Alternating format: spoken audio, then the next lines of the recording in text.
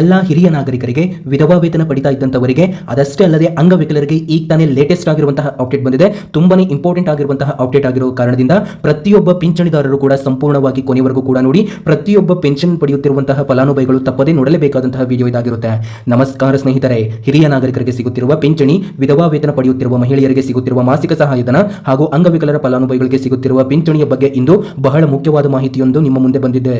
ಹೌದು, ವಿಶೇಷವಾಗಿ ಕಳೆದ ಕೆಲವು ತಿಂಗಳುಗಳು ಅಷ್ಟೇ ಅಲ್ಲದೆ ಈ ತಿಂಗಳುಗಳಿಗೂ ನೀವು ಕಾಯ್ತಾನೆ ಇದ್ರಿ ಪಿಂಚಣಿ ಹಣಕ್ಕೆ. ಇಲ್ಲಿ ನಿಮಗೆ 3 ಪಟ್ಟು ಹಣ ಹೆಚ್ಚಿಗೆ ಆಗ್ತಾ ಇರುವಂತದ್ದು. ಬನ್ನಿ ಎಲ್ಲವನ್ನು ಕೂಡ ಈ ಒಂದು ವಿಡಿಯೋದಲ್ಲಿ ತಿಳಿಸ್ತಾ ಹೋಗ್ತಾನೆ. ವೀಕ್ಷಕರ, ವಿಡಿಯೋನ ಕಂಟಿನ್ಯೂ ಮಾಡೋಕ್ಕಿಂತ ಮೊದಲು ನನ್ನೊಂದು ಚಿಕ್ಕ ರಿಕ್ವೆಸ್ಟ್ ನೋಡಿ, ನಾವು ನಿಮಗೆ ಯಾವುದೇ ರೀತಿ ಬೇಡದಿರುವಂತಹ ವಿಡಿಯೋಸ್ಗಳು ಮತ್ತು ನಿಮಗೆ ಡಿಸ್ಟರ್ಬ್ ಆಗುವಂತಹ ಅಪ್ಡೇಟ್ಗಳನ್ನ ಎಂದು ಕೂಡ ಅಪ್ಲೋಡ್ ಮಾಡೋದಿಲ್ಲ. ಹಾಗಾಗಿ ಯಾರಿನ್ನೂ ಕೂಡ ಸಬ್ಸ್ಕ್ರೈಬ್ ಆಗಿಲ್ವವರು ಈಗಲೇ ಕೆಳಗಡೆ ಕಾಣುವಂತಹ ಸಬ್ಸ್ಕ್ರೈಬ್ ಮೇಲೆ ಪ್ರೆಸ್ ಮಾಡಿ, ಅದರ ಮೇಲೆ ಕ್ಲಿಕ್ ಮಾಡಿ. ಪ್ರತಿಯೊಬ್ಬ ವೀಕ್ಷಕರು ಕೂಡ ತಪ್ಪದೇ ಸಬ್ಸ್ಕ್ರೈಬ್ ಆಗಿ. ಹಾಗೆ ಈ ಒಂದು ವಿಡಿಯೋನ ನೋಡ್ತಾ ಇರುವಂತಹ ವೀಕ್ಷಕರು ಯಾರಿನ್ನೂ ಕೂಡ ವಿಡಿಯೋಗೆ ಲೈಕ್ ಮಾಡಿಲ್ಲ ಅಂದ್ರೆ ವೀಕ್ಷಕರ ವಿಡಿಯೋಗೆ ತಪ್ಪದೇ ಒಂದು ಲೈಕ್ ಅನ್ನು ಮಾಡಿ ಮತ್ತು ವಿಡಿಯೋನ ಸಂಪೂರ್ಣವಾಗಿ ಕೊನೆವರೆಗೂ ಕೂಡ ನೋಡಿ.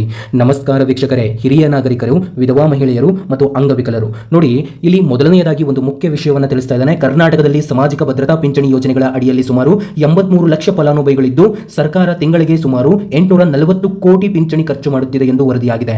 ಈ ಒಂದು ಸಂದರ್ಭದಲ್ಲಿ ಫಲಾನುಭವಿಗಳು ಹಿರಿಯ ನಾಗರಿಕರು, ವಿಧವೆಯರು, ಅಂಗವಿಕಲರು ಸೇರಿದಂತೆ ಹಲವು ವರ್ಗದವರು ಸೇರಿದ್ದಾರೆ. ಆದರೆ ಇದೀಗ ಸರ್ಕಾರ ಪಿಂಚಣಿ ಫಲಾನುಭವಿಗಳ ಅರ್ಹತೆಯನ್ನ ಪರಿಶೀಲಿಸುವ ದೊಡ್ಡ ಮಟ್ಟದ ಪರಿಶೀಲನಾ ಕಾರ್ಯ ಕೈಗೊಂಡಿದೆ. ಆ ಪೈಕಿ ಈ ಪರಿಶೀಲನೆಯಲ್ಲಿ ಸುಮಾರು 23 ಲಕ್ಷ ಫಲಾನುಭವಿಗಳ ಖಾತೆಯನ್ನ ಅನುಮಾನಾಸ್ಪದವೆಂದು ಗುರುತಿಸಲಾಗಿದ್ದು ಅದರಲ್ಲಿ 20 ಲಕ್ಷ ಫಲಾನುಭವಿಗಳ ಭೌತಿಕ ಪರಿಶೀಲನೆ ಪೂರ್ಣಗೊಂಡಿದೆ ಎಂದು ವರದಿಯಾಗಿದೆ. ಮತ್ತು ಬರೋಬ್ಬರಿ 18,45,805 ಫಲಾನುಭವಿಗಳ ಪಿಂಚಣಿಯನ್ನ ತಾತ್ಕಾಲಿಕವಾಗಿ ಸ್ಥಗಿತಗೊಳಿಸಲಾಗಿದೆ. ಇಲ್ಲಿ ಒಂದು ಮುಖ್ಯವಾದಂತಹ ವಿಷಯವನ್ನ ಪ್ರತಿಯೊಬ್ಬರು ಅರ್ಥ ಮಾಡಿಕೊಳ್ಳಬೇಕು. ಪಿಂಚಣಿ ತಾತ್ಕಾಲಿಕವಾಗಿ ನಿಂತಿದೆ ಎಂದರೆ ಆ ವ್ಯಕ್ತಿ ಶಾಶ್ವತವಾಗಿ ಪಿಂಚಣಿ ಕಳೆದುಕೊಂಡಿದ್ದಾರೆ ಎಂದು ಅರ್ಥವಲ್ಲ. ಅರ್ಹ ಫಲಾನುಭವಿಗಳು ತಮ್ಮ ಅರ್ಹತೆಯನ್ನ ದಾಖಲಾತಿಗಳ ಮೂಲಕ ಸಾಬೀತುಪಡಿಸಲು ಅವಕಾಶ ನೀಡಿಸಲಾಗಿದೆ. ದಾಖಲಾತಿಗಳ ಪರಿಶೀಲನೆಯ ನಂತರ ಅರ್ಹರು ಎಂದು ದೃಢಪಟ್ಟರೆ ಪಿಂಚಣಿಯನ್ನ ಪುನಃ ಮುಂದುವರಿಸುವ ಪ್ರಕ್ರಿಯೆ ಇದೆ ಎಂದು ವರದಿಯಾಗಿದೆ. ಹಾಗಾಗಿ ಪಿಂಚಣಿ ಯಾಕೆ ನಿಂತಿದೆ? ಇದಕ್ಕೆ ಹಲವು ಕಾರಣಗಳಿವೆ. ಕೆಲವು ಫಲಾನುಭವಿಗಳು ನೋಂದಾಯಿತ ವಿಳಾಸದಲ್ಲಿ ಪತ್ತೆಯಾಗಿರುವುದರಿಂದ ಅಗತ್ಯ ದಾಖಲಾತಿಗಳನ್ನು ನೀಡದಿರುವುದು, ಆದಾಯ ಅಥವಾ ಇತರೆ ಅರ್ಹತಾ ಮಾನದಂಡಗಳಲ್ಲಿ ಸಮಸ್ಯೆ ಇರುವುದು ಮುಂತಾದ ಕಾರಣಗಳಿಂದ ಪರಿಶೀಲನೆ ನಡೆಸಲಾಗಿದೆ. ವರದಿಯ ಪ್ರಕಾರ ಇಲ್ಲಿ 2.5 ಲಕ್ಷಕ್ಕೂ ಹೆಚ್ಚು ಫಲಾನುಭವಿಗಳು ನೋಂದಾಯಿತ ವಿಳಾಸದಲ್ಲಿ ಪತ್ತೆಯಾಗಿರಲಿಲ್ಲ. ಮತ್ತೊಂದು ದೊಡ್ಡ ಸಂಖ್ಯೆಯ ಫಲಾನುಭವಿಗಳು ಅಗತ್ಯ ದಾಖಲಾತಿಗಳನ್ನು ಸಲ್ಲಿಸಿರಲಿಲ್ಲ. ಹೀಗಾಗಿ ಪಿಂಚಣಿ ಪಡೆಯುತ್ತಿರುವ ಪ್ರತಿಯೊಬ್ಬರು ತಮ್ಮ ದಾಖಲಾತಿಗಳನ್ನು ಒಮ್ಮೆ ಪರಿಶೀಲಿಸಿಕೊಳ್ಳುವುದು ಬಹಳ ಮುಖ್ಯ. ಈಗ ಹಣದ ಜಮೆ ಬಗ್ಗೆ ಮಾತನಾಡೋಣ. ಈ ಒಂದು ಆಗಸ್ಟ್ 15ರ ಸಂದರ್ಭದಲ್ಲಿ ಎಲ್ಲಾ ಪಿಂಚಣಿದಾರರಿಗೂ ಕೂಡ ಭರ್ಜರಿ ಗುಡ್ ನ್ಯೂಸ್ ಬಂದಿರುವಂತದ್ದು. ಅದೇನಂತ ತಿಳಿಸಿಕೊಡ್ತೇನೆ. ವಿಡಿಯೋನ ಪೂರ್ತಿಯಾಗಿ ನೋಡಿ ಮತ್ತು ಯಾರಿನ್ನೂ ವಿಡಿಯೋಗೆ ಲೈಕ್ ಮಾಡಿಲ್ಲ ಅಂದ್ರೆ ತಪ್ಪದೆ ಒಂದು ಲೈಕ್ ಅನ್ನು ಮಾಡಿ. ನೋಡಿ, ಇಲ್ಲಿ ಒಂದು ಪ್ರಶ್ನೆ ಬಹಳಷ್ಟು ಜನ ಕೇಳ್ತಾ ಇದ್ದಾರೆ, ನನ್ನ ಪಿಂಚಣಿ ಹಣ ಯಾವಾಗ ಖಾತೆಗೆ ಬರುತ್ತೆ? ಕಳೆದ ತಿಂಗಳ ಹಣ ಬಂದಿಲ್ಲ, ಯಾಕೆ ಹಣ ಒಟ್ಟಿಗೆ ಬರುತ್ತಿದೆಯೇ? ಪಿಂಚಣಿ ನಿಂತಿದೆಯೇ ಅಥವಾ ಹಣ ಜಮೆಯಾಗುವುದು ತಡವಾಗಿದೆಯೇ? ಇಲ್ಲಿ ಒಂದು ವಿಷಯವನ್ನು ಸ್ಪಷ್ಟವಾಗಿ ಹೇಳಬೇಕು. ನೋಡಿ, ಈ ರೀತಿ ಯಾರ್ಯಾರು ಆಗಿದೆ ಮತ್ತು ಯಾರ್ಯಾರು ಈ ರೀತಿ ಕ್ವಶನ್ ಕೇಳ್ತಾ ಇದ್ರ, ನೋಡಿ, ಎಲ್ಲಾ ಜಿಲ್ಲೆಗಳಿಗೂ ಒಂದೇ ದಿನ ಎಲ್ಲರ ಖಾತೆಗಳಿಗೂ ಒಂದೇ ಸಮಯದಲ್ಲಿ ಪಿಂಚಣಿ ಹಣ ಜಮೆಯಾಗುತ್ತದೆ ಎಂದು ಖಚಿತವಾಗಿ ಹೇಳಲು ಸಾಧ್ಯವಿಲ್ಲ. ಪಾವತಿ ಪ್ರಕ್ರಿಯೆ, ಫಲಾನುಭವಿಯ ಅರ್ಹತೆ, ದಾಖಲೆ ಪರಿಶೀಲನೆ ಮತ್ತು ಪಾವತಿ ಸ್ಥಿತಿಯ ಒಂದು ವ್ಯವಸ್ಥೆಯ ಮೇಲೆ ಅವಲಂಬಿತವಾಗಿರುತ್ತೆ. ಹಾಗಾಗಿ ಇವತ್ತೇ ಕರ್ನಾಟಕದ ಎಲ್ಲರಿಗೂ ಜಮೆ ಎಂಬ ಅಧಿಕೃತ ದೃಢೀಕರಣವಿಲ್ಲದ ಮಾಹಿತಿಯನ್ನು ನಂಬಬೇಡಿ. ನಿಮ್ಮ ಖಾತೆಗೆ ಹಣ ಬಂದಿದೆಯೇ ಎಂದು ಬ್ಯಾಂಕ್ ಪಾಸ್ಬುಕ್, ಬ್ಯಾಂಕ್ SMS ಅಥವಾ ನಿಮ್ಮ ಖಾತೆಯ ವ್ಯವಹಾರ ದಾಖಲಾತಿಗಳ ಮೂಲಕ ಪರಿಶೀಲಿಸಿಕೊಳ್ಳಿ. ಇನ್ನು ಕೆಲವು ಜಿಲ್ಲೆಗಳಲ್ಲಿ ಪಿಂಚಣಿ ಸ್ಥಗಿತ ಪರಿಣಾಮ ಸ್ಪಷ್ಟವಾಗಿ ವರದಿಯಾಗಿದೆ. ಉದಾಹರಣೆಗೆ, ಬಳ್ಳಾರಿ ಜಿಲ್ಲೆಯಲ್ಲಿ 18,000ಕ್ಕೂ ಹೆಚ್ಚು ಸಾಮಾಜಿಕ ಭದ್ರತಾ ಪಿಂಚಣಿ ಫಲಾನುಭವಿಗಳಿಗೆ ಕಳೆದ 3 ತಿಂಗಳಿಂದ ಮಾಸಿಕ ಪಿಂಚಣಿ ಸಿಗದಿರುವ ಬಗ್ಗೆ ವರದಿ ಪ್ರಕಟವಾಗಿದೆ. ಈ ಪರಿಣಾಮ ಹಿರಿಯ ನಾಗರಿಕರು, ವಿಧವೆಯರು ಮತ್ತು ಅಂಗವಿಕಲರು ಸೇರಿದಂತೆ ವಿವಿಧ ಪಿಂಚಣಿ ಯೋಜನೆಗಳ ಫಲಾನುಭವಿಗಳ ಮೇಲೆ ಬಿದ್ದಿದೆ. ಅಲ್ಲಿನ ಫಲಾನುಭವಿಗಳು ನಾಡ ಕಚೇರಿ, ಸೇವಾ ಸಿಂಧು ಕೇಂದ್ರ ಮತ್ತು ತಹಶೀಲ್ದಾರ್ ಕಚೇರಿಗೆ ತೆರಳಿ ಪಿಂಚಣಿಯನ್ನ ಪುನಃ ಆರಂಭಿಸಲು ಪ್ರಯತ್ನಿಸುತ್ತಿದ್ದಾರೆ ಎಂದು ವರದಿಯಾಗಿದೆ. ಹೀಗಾಗಿ ಬಳ್ಳಾರಿ ಜಿಲ್ಲೆಯ ಫಲಾನುಭವಿಗಳು ಈ ವಿಷಯವನ್ನು ವಿಶೇಷವಾಗಿ ಗಮನದಲ್ಲಿಟ್ಟುಕೊಳ್ಳಬೇಕು. ಇದೇ ರೀತಿಯಾಗಿ ಬೆಳಗಾವಿ, ಮೈಸೂರು, ಕಲಬುರಗಿ, ಹುಬ್ಬಳ್ಳಿ ಧಾರವಾಡ, ದಕ್ಷಿಣ ಕನ್ನಡ, ಶಿವಮೊಗ್ಗ, ವಿಜಯಪುರ, ಬಾಗಲಕೋಟೆ, ಹಾವೇರಿ, ದಾವಣಗೆರೆ, ತುಮಕೂರು, ರಾಯಚೂರು, ಕೊಪ್ಪಳ, ಮಂಡ್ಯ, ಹಾಸನ, ಉಡುಪಿ ಸೇರಿದಂತೆ ಕರ್ನಾಟಕದ ಯಾವುದೇ ಜಿಲ್ಲೆಯ ಫಲಾನುಭವಿಗಳು ತಮ್ಮ ಪಿಂಚಣಿ ಸ್ಥಿತಿಯ ಪರಿಶೀಲಿಸಿಕೊಳ್ಳುವುದು ಉತ್ತಮ. ಆದರೆ ಒಂದು ವಿಷಯ ನೆನಪಿಡಿ ವೀಕ್ಷಕರೇ, ವಿಡಿಯೋನ ಪೂರ್ತಿಯಾಗಿ ನೋಡಿ, ತಪ್ಪದೆ ಒಂದು ಲೈಕ್ ಅನ್ನು ಮಾಡಿ. ನೋಡಿ, ಪ್ರತಿಯೊಂದು ಜಿಲ್ಲೆಯಲ್ಲಿ ಎಷ್ಟು ಜನರ ಪಿಂಚಣಿ ನಿಂತಿದೆ ಎಂಬ ಅಧಿಕೃತ ಜಿಲ್ಲಾವಾರು ಸಂಖ್ಯೆಯ ದೃಢೀಕರಿಸಿದೆ. ನಾವು ಯಾವುದೇ ಸಂಖ್ಯೆಯನ್ನು ಹೇಳಬಾರದು.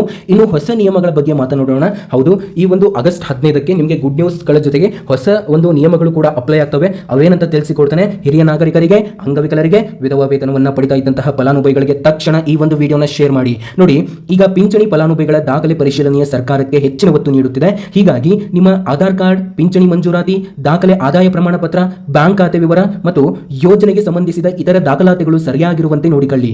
ಆಧಾರ್ ಮತ್ತು ಬ್ಯಾಂಕ್ ಖಾತೆಯ ವಿವರಗಳಲ್ಲಿ ವ್ಯತ್ಯಾಸವಿದ್ದರೆ ಅಥವಾ ಡಿಬಿಟಿ ಪಾವತಿಯಲ್ಲಿ ವ್ಯತ್ಯಾಸವಿದ್ದರೆ ನಿಮ್ಮ ಬ್ಯಾಂಕ್ ಶಾಖೆಯನ್ನ ಒಮ್ಮೆ ಸಂಪರ್ಕಿಸಿ. ಆದರೆ ಇಲ್ಲಿ ಒಂದು ಮುಖ್ಯ ಎಚ್ಚರಿಕೆಯನ್ನು ಕೊಡಲಾಗಿದೆ ಪ್ರತಿಯೊಬ್ಬ ಪಿಂಚಣಿದಾರರಿಗೂ ಕೂಡ. ಹೌದು, ಪ್ರತಿಯೊಬ್ಬರಿಗೂ ಹೊಸ KYC ಕಡ್ಡಾಯವಾಗಿದೆ. ಇಲ್ಲದಿದ್ದರೆ ಖಂಡಿತ ಪಿಂಚಣಿ ಬಂದೇ ಬರುವುದಿಲ್ಲ ಎಂದು ಸಾಮಾನ್ಯವಾಗಿ ಹೇಳುವ ಮೊದಲು ನಿಮ್ಮ ಯೋಜನೆ ಮತ್ತು ಇಲಾಖೆಯ ಅಧಿಕೃತ ಸೂಚನೆಯನ್ನ ಪರಿಶೀಲಿಸಿ. ಅದೇ ರೀತಿ NPCI ಲಿಂಕ್ ಆಗಿಲ್ಲ ಎಂದರೆ ಪಿಂಚಣಿ ಶಾಶ್ವತವಾಗಿ ರದ್ದಾಗುತ್ತದೆ ಎಂಬ ಮಾತನ್ನು ಕೂಡ ನೇರವಾಗಿ ನಂಬಬೇಡಿ. ನಿಮ್ಮ ಬ್ಯಾಂಕ್ ಖಾತೆಯಲ್ಲಿ ಡಿಬಿಟಿ ಸ್ಥಿತಿಯ ವ್ಯವಸ್ಥೆ ಸರಿಯಾಗಿದೆ ಎಂಬುದನ್ನು ಬ್ಯಾಂಕ್ನಲ್ಲಿ ಪರಿಶೀಲಿಸಿಕೊಳ್ಳುವುದು ಸುರಕ್ಷಿತ. ಇನ್ನು ಆದಾಯ ಮಿತಿಯ ವಿಷಯ ಬಗ್ಗೆ ಬಹಳ ಮುಖ್ಯವಾದ ಅಪ್ಡೇಟ್ ಬಂದಿದೆ. ಪಿಂಚಣಿ ಯೋಜನೆಗಳ ಅರ್ಹತಾ ನಿಯಮಗಳಲ್ಲಿ ಆದಾಯ ಮಿತಿ ಕೂಡ ಅನ್ವಯಿಸುತ್ತದೆ.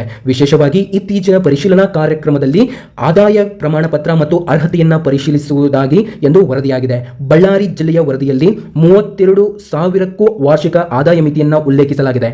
ಆದ್ದರಿಂದ ನಿಮ್ಮ ಆದಾಯ ಪ್ರಮಾಣ ಪತ್ರ ಹಳೆಯದಾಗಿದ್ದರೆ ಅಥವಾ ನಿಮ್ಮ ಕುಟುಂಬದ ಆದಾಯ ವಿವರಗಳ ಬದಲಾಗಿದ್ದರೆ ಸಂಬಂಧಪಟ್ಟ ಕಚೇರಿಯಲ್ಲಿ ಪರಿಶೀಲಿಸಿಕೊಳ್ಳುವುದು ಉತ್ತಮ. ವೀಕ್ಷಕರ, ವಿಡಿಯೋನ ಪೂರ್ತಿಯಾಗಿ ನೋಡಿ ಮತ್ತು ವಿಡಿಯೋಗೆ ಯಾರಿನ್ನೂ ಲೈಕ್ ಮಾಡಿಲ್ಲ ತಪ್ಪದೆ ಒಂದು ಲೈಕ್ ಅನ್ನು ಮಾಡಿ. ಇನ್ನು ಹಿರಿಯ ನಾಗರಿಕರ ಪಿಂಚಣಿ ಪಡೆಯುತ್ತಿರುವವರು ಗಮನಿಸಬೇಕಾದಂತಹ ವಿಷಯ ಇದು. ನೋಡಿ, ವೃದ್ಧಾಪ್ಯ ಪಿಂಚಣಿ ಅಥವಾ ಸಂಧ್ಯಾ ಸುರಕ್ಷಾ ಸೇರಿದಂತೆ ಸಾಮಾಜಿಕ ಭದ್ರತಾ ಯೋಜನೆಗಳಲ್ಲಿ ಇಲ್ಲಿ ವಯಸ್ಸು, ಆದಾಯ ಮತ್ತು ಹೀಗಾಗಿ ಏನಂತಂದ್ರೆ ಇತರೆ ಅರ್ಹತಾ ನಿಯಮಗಳು ಕೂಡ ಅನ್ವಯಿಸುತ್ತವೆ. ಹೀಗಾಗಿ ನಾನು ಈಗಲೇ ಪಿಂಚಣಿ ಪಡೆಯುತ್ತಿದ್ದೇನೆ, ಮುಂದೆ ಯಾವುದೇ ಪರಿಶೀಲನೆ ಇರುವುದಿಲ್ಲ ಎಂದುಕೊಳ್ಳಬೇಡಿ. ಸರ್ಕಾರ ಈಗಾಗಲೇ ದೊಡ್ಡ ಮಟ್ಟದ ಪರಿಶೀಲನೆ ನಡೆಸಿರುವುದರಿಂದ ನಿಮ್ಮ ದಾಖಲಾತಿಗಳು ಸರಿಯಾಗಿರುವುದು ಬಹಳ ಮುಖ್ಯ. ಇನ್ನು ವಿಧವಾ ವೇತನ ಪಡಿತಾ ಇದ್ದಂತಹ ಮಹಿಳೆಯರು, ನಿಮ್ಮ ಗಮನಕ್ಕೂ ಈ ಮಾಹಿತಿ ಬಹಳ ಮುಖ್ಯ. ನಿಮ್ಮ ಪತಿಯ ಮರಣ ಪ್ರಮಾಣ ಪತ್ರ, ಆದಾಯಕ್ಕೆ ಸಂಬಂಧಿಸಿದಂತೆ ದಾಖಲೆ, ಬ್ಯಾಂಕ್ ಖಾತೆ ವಿವರ ಮತ್ತು ಪಿಂಚಣಿ ಮಂಜೂರಾತಿ ದಾಖಲಾತಿಗಳನ್ನು ಸುರಕ್ಷಿತವಾಗಿ ಇಟ್ಟುಕೊಳ್ಳಿ. ಯಾವುದೇ ದಾಖಲೆ ಅಪ್ಡೇಟ್ ಅಗತ್ಯವಿದ್ದರೆ ನಾಡ ಕಚೇರಿ ಅಥವಾ ಸಂಬಂಧಪಟ್ಟ ತಹಶೀಲ್ದಾರ್ ಕಚೇರಿಯಲ್ಲಿ ವಿಚಾರಿಸಿ. ವಿಧವಾ ವೇತನ ಸೇರಿದಂತೆ ಸಾಮಾಜಿಕ ಭದ್ರತಾ ಪಿಂಚಣಿ ಯೋಜನೆಗಳಲ್ಲಿ ಅರ್ಹತಾ ನಿಯಮಗಳನ್ನು ಪರಿಶೀಲಿಸಲಾಗುತ್ತದೆ. ಆದ್ದರಿಂದ ದಾಖಲಾತಿಗಳ ಸಮಸ್ಯೆಯಿಂದ ಪಿಂಚಣಿ ನಿಲ್ಲದಂತೆ ಮುಂಚಿತವಾಗಿ ಪರಿಶೀಲಿಸಿಕೊಳ್ಳುವುದು ಉತ್ತಮ. ಇನ್ನು ಅಂಗವಿಕಲರ ಪಿಂಚಣಿ ಪಡೆಯುತ್ತಿರುವ ಫಲಾನುಭವಿಗಳು ಕೂಡ ಎಚ್ಚರಿಕೆಯಿಂದ ಇರಬೇಕು. ನಿಮ್ಮ ಅಂಗವೈಕಲ್ಯ ಪ್ರಮಾಣ ಪತ್ರ, ಆಧಾರ್, ಬ್ಯಾಂಕ್ ಖಾತೆ ಮತ್ತು ಪಿಂಚಣಿ ಮಂಜೂರಾತಿ ದಾಖಲಾತಿಗಳು ಸರಿಯಾಗಿವೆ ಎಂದು ಪರಿಶೀಲಿಸಿಕೊಳ್ಳಿ. ಅಂಗವೈಕಲ್ಯದ ಪ್ರಮಾಣ ಪತ್ರ ಅನುಗುಣವಾಗಿ ವಿವಿಧ ವರ್ಗಗಳಿಗೆ ಪಿಂಚಣಿ ಸಹಾಯಧನ ನಿಮಗೆ ಸಿಗುತ್ತೆ. ವೀಕ್ಷಕರ, ವಿಡಿಯೋನ ಪೂರ್ತಿಯಾಗಿ ನೋಡಿ ಮತ್ತು ತಪ್ಪದೆ ಒಂದು ಲೈಕ್ ಅನ್ನು ಮಾಡಿ. ನೋಡಿ, ಆದ್ದರಿಂದ ಸಾಮಾಜಿಕ ಮಾಧ್ಯಮಗಳಲ್ಲಿ ಹರಿದಾಡುವ ಎಲ್ಲ ಅಂಗವಿಕಲರಿಗೆ ಒಂದೇ ಮೊತ್ತ ಎಂಬ ಮಾಹಿತಿಯನ್ನು ನಂಬಬೇಡಿ. ನಿಮಗೆ ಬೇರೆ ಬೇರೆ ರೀತಿಯಾಗಿ ಹಣ ಸಿಗ್ತಾ ಇರುವಂಥದ್ದು. ನೋಡಿ, ಇನ್ನು ಈ ಆಗಸ್ಟ್ 15ರ ಸಂದರ್ಭದಲ್ಲಿ ಗುಡ್ ನ್ಯೂಸ್ ಏನು ಅಂತ ತಿಳಿಸಿಕೊಡ್ತೇನೆ. ನೋಡಿ, ಸರ್ಕಾರದಿಂದ ಇದೇ ಆಗಸ್ಟ್ 15ರ ಪ್ರಯುಕ್ತ ಇಲ್ಲಿ ಪಿಂಚಣಿದಾರರಿಗೆ ನಿಮ್ಮ ಒಂದು ಬ್ಯಾಂಕ್ ಖಾತೆಗಳಿಗೆ ಹಣವನ್ನು ವರ್ಗಾವಣೆ ಮಾಡಲಾಗುತ್ತಿದೆ ಸರ್ಕಾರದಿಂದ. ಅದು ಕೂಡ ಆಗಸ್ಟ್ 15 ಮತ್ತು ಆಗಸ್ಟ್ 15ರ ನಂತರನೂ ಕೂಡ ಒಂದು ವಾರದ ಒಳಗಾಗಿ ನಿಮ್ಮ ಎಲ್ಲಾ ಪಿಂಚಣಿಯ ಮೊತ್ತ ಹಣ ಬರುತ್ತೆ. ನೀವು ನಂಬೋದಿಲ್ಲ, ಇಲ್ಲಿ ನಿಮಗೆ 3 ಪಟ್ಟು ಹಣ ಬರ್ತಾ ಇರುವಂತದ್ದು ಈ ಬಾರಿ. ಹೌದು, ನಿಮಗೆ ಹಿಂದಿನ ತಿಂಗಳು ಬಂದಿಲ್ಲ ಮತ್ತೆ ಅದರ ಹಿಂದಿನ ತಿಂಗಳು ಕೂಡ ಬಂದಿಲ್ಲ. ಅಂತಹ ಫಲಾನುಭವಿಗಳಿಗೆ ಈ ತಿಂಗಳು ನಿಮ್ಮ ಒಂದು ಬ್ಯಾಂಕ್ ಖಾತೆಗಳಿಗೆ ಹಣ ಜಮೆ ಆಗ್ತಾ ಇರುವುದರಲ್ಲಿ ಯಾವುದೇ ರೀತಿ ಸಂಶಯವಿಲ್ಲ. ನಿಮಗೆ ಈ ಬಾರಿ ಒಟ್ಟು 2 ಮತ್ತು 3 ಪಟ್ಟು ಹಣ ಜಮೆ ಆಗ್ತಾ ಇರುವಂತದ್ದು. ಅಂದ್ರೆ ನೋಡಿ, ನಿಮಗೆ ಇಲ್ಲಿ ಬರೋಬ್ಬರಿ 1,200 ರೂಪಾಯಿ ಹಣ ಬರ್ತಾ ಇದೆ ಅಂತಂದ್ರೆ ನೋಡಿ, ಇಲ್ಲಿ ಬರೋಬ್ಬರಿ 3,600 ರೂಪಾಯಿ ತನಕನೂ ಕೂಡ ನಿಮಗೆ ಹಣ ಸಿಗ್ತಾ ಇರುವಂಥದ್ದು. 3 ಪಟ್ಟು ಹಣ ಸಿಗ್ತಾ ಇರುವಂಥದ್ದು ಸ್ನೇಹಿತರೆ. ಅದಷ್ಟೇ ಅಲ್ಲದೆ ಇಲ್ಲಿ ಎಲ್ಲಾ ಫಲಾನುಭವಿಗಳಿಗೂ ಕೂಡ ಇದು ಅಪ್ಲೈ ಆಗುತ್ತೆ. ಹಿರಿಯ ನಾಗರಿಕರಿಗೆ ಅಷ್ಟೇ ಅಲ್ಲದೆ ಅಂಗವಿಕಲರಿಗೆ, ವಿಧವಾ ವೇತನ ಪಡಿತಾ ಇದ್ದಂತಹ ಫಲಾನುಭವಿಗಳಿಗೂ ಕೂಡ ಅಪ್ಲೈ ಆಗುತ್ತೆ. ಇದರ ಜೊತೆಗೆ ನಿಮಗೆ ಗೃಹಲಕ್ಷ್ಮಿ ಯೋಜನೆಯ ಹಣನೂ ಕೂಡ ನಿಮ್ಮ ಒಂದು ಬ್ಯಾಂಕ್ ಖಾತೆಗಳಿಗೆ ಬಂದು ಜಮೆ ಆಗುತ್ತೆ. ಸ್ನೇಹಿತರೆ ನೋಡಿ, ನನ್ನ ಪಿಂಚಣಿ ಈಗಾಗಲೇ ನಿಂತಿದೆ, ನಾನು ಏನು ಮಾಡಬೇಕು ಅಂತ ನೀವು ಕೇಳ್ತಾ ಇದ್ದೀರಾ ಅಂತಂದ್ರೆ, ಮೊದಲನೆಯದಾಗಿ ಗಾಬರಿಯಾಗಬೇಡಿ. ನಿಮ್ಮ ಸಂಬಂಧಪಟ್ಟ ನಾಡ ಕಚೇರಿ ಅಥವಾ ತಹಶೀಲ್ದಾರ್ ಕಚೇರಿಯನ್ನು ಸಂಪರ್ಕಿಸಿ. ಅಲ್ಲಿ ಆಧಾರ್ ಕಾರ್ಡ್ ಮತ್ತು ಆದಾಯ ಪ್ರಮಾಣ ಪತ್ರ ಮತ್ತು ಬ್ಯಾಂಕ್ ಪಾಸ್ಬುಕ್, ಪಿಂಚಣಿ ಮಂಜೂರಾತಿ ದಾಖಲಾತಿಯನ್ನು ಅವರು ಚೆಕ್ ಮಾಡಿ ಏನಾದರೂ ಸಮಸ್ಯೆ ಇದ್ರೆ ಅವರು ಖಂಡಿತ ನಿಮಗೆ ತಿಳಿಸ್ತಾರೆ. ನೋಡಿ, ಈ ಒಂದು ವಿಡಿಯೋದಲ್ಲಿ ನಿಮಗೆ ಸ್ವಲ್ಪನಾದರೂ ಉಪಯೋಗವಾಗುವಂತಹ ಮಾಹಿತಿ ಸಿಕ್ಕಿದೆ ಅಂತ ನಾವು ಕೂಡ ಅನ್ಕೊಂಡಿದ್ದೇವೆ. ನಿಮ್ಮ ಒಂದು ಸುಂದರವಾದ ಕಾಮೆಂಟ್ಗಳಿಗೋಸ್ಕರ ನಾವು ಕೂಡ ಕಾಯ್ತಾ ಇರ್ತೇವೆ. ದಯವಿಟ್ಟು ಕೆಳಗಡೆ ಕಾಮೆಂಟ್ ಬಾಕ್ಸ್ನಲ್ಲಿ ನಿಮ್ಮ ಒಂದು ಅನಿಸಿಕೆಯನ್ನು ನಮ್ಮೊಂದಿಗೆ ಹಂಚಿಕೊಳ್ಳಿ.